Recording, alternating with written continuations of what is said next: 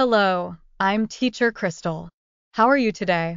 Experience the awe-inspiring beauty of God's creation like never before. Dive into the wonders of nature and witness the breathtaking scenes crafted by the Creator Himself. Don't miss out on this incredible journey. Watch God's creation, Tagalog version, today and be amazed. Sa simula ay nilikha ng Diyos ang langit at ang lupa.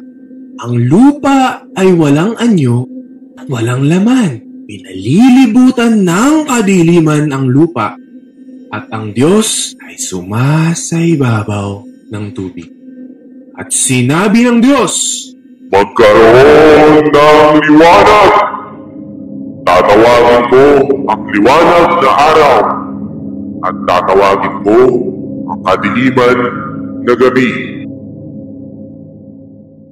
At natapos ang unang araw. At ngayon, hiwalay ang tubig sa taas at ang tubig sa ibaba. Ang halawakan na ito ay tatawagin kong langit. At natapos ang ikalawang araw. At ngayon, ang katubigan sa ilalim ng langit ay magkaisa at hayaang lumitaw ang katuyuan. Ang katuyuan na ito ay tatawagin kong lupa. Ngayon, hayaan ang lupa na tubuan ng lahat ng klase ng damo at mga punong namumunga.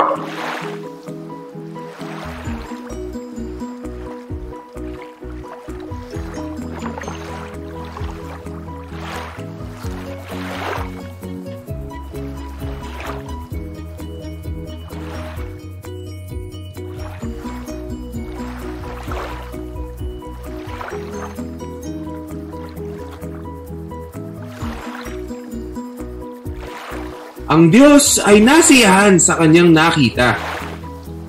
Ngunit marami pa siyang nais gawin. Gagawa ako ng tanglaw at mga bituin na ilalagay ko sa langit. Ito ay para ibukod ang umaga sa gabi at makita ang iba't ibang panahon dito sa lupa.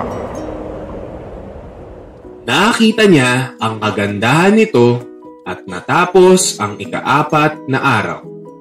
Hayaan na ang tubig ay mapuno ng iba't ibang buhay na nilalang.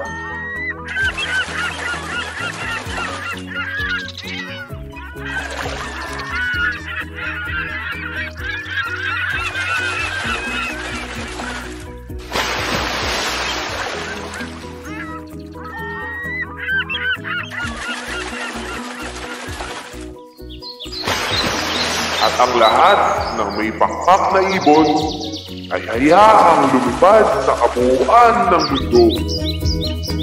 Humanga siya sa kanyang ginawa at natapos ang ika-5 araw. Sa ika-6 na araw, ginawa ng Diyos ang lahat ng hayop. Magkaroon ng lahat ng uri ng hayop sa lupa. Maaamo, mababangis, malalaki, at maliliit. At bawat isa ay magagawang magparami ng uri nito. Tayo'y gumawa ng tao. Sila ay magiging kawangis natin tulad natin. Pagkatapos, gumawa ang Diyos ng tao, isang lalaking katulad niya, at tinawag niya ito na Adan.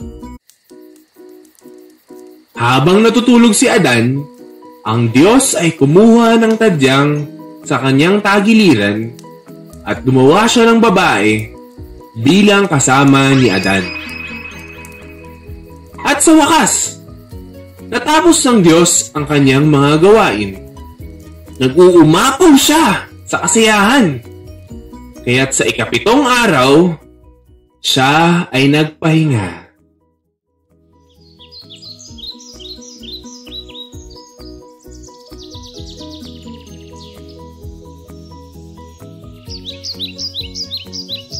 Ah! Isang babae na katulad ko. Isang katulong na kinuha mula sa aking sariling laman at buto. Tatawagin ko siyang babae sapagkat siya'y kinuha sa lalaki.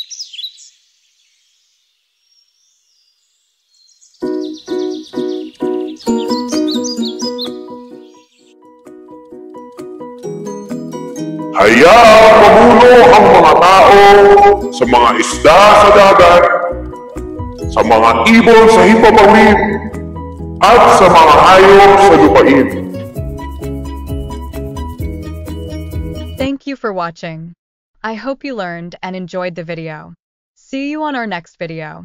Do not forget to like and follow.